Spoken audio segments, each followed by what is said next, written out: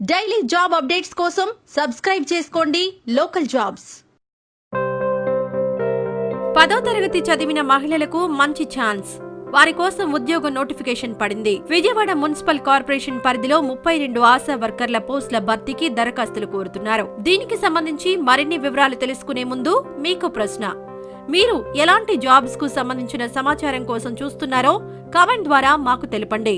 మరిన్ని అప్డేట్స్ కోసం సబ్స్క్రైబ్ చేసుకోవడంతో పాటు బెల్ ఐకాన్ పై క్లిక్ చేయడం మర్చిపోవద్దు. విజయవాడ మున్సిపల్ కార్పొరేషన్ పరిధిలో వివిధ వార్డుల వారీగా ఈ పోస్టులున్నాయి.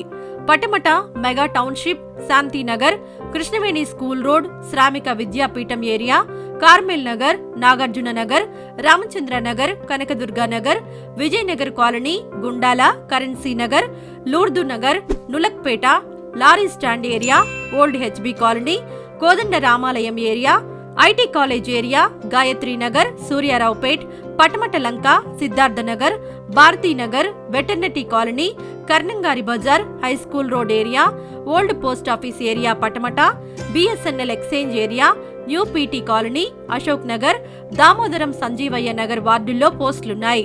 జగ్గేపేట మున్సిపాలిటీ పరిధిలోని ఒక ఆశా పోస్టు ఉంది.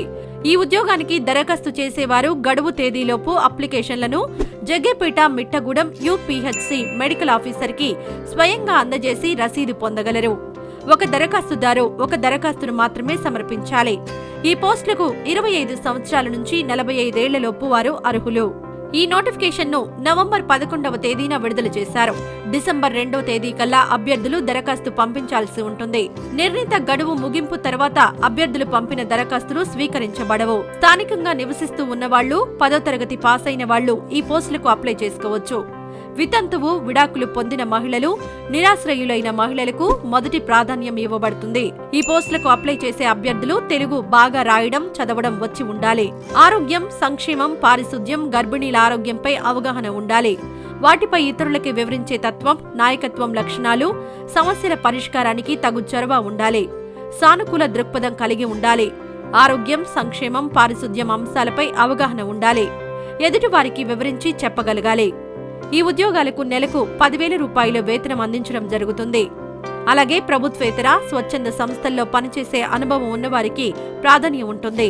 ఆసక్తి, అర్హత ఉన్న అభ్యర్థులు దరఖాస్తుతో పాటు resident certificate, ration, Aadhaar card, voter కార్డుల కాపీలను, 10వ తరగతి సర్టిఫికెట్ కాపీని, వైవాహిక బంధానికి సంబంధించిన వివరాలను తెలియజేయాల్సి ఉంటుంది.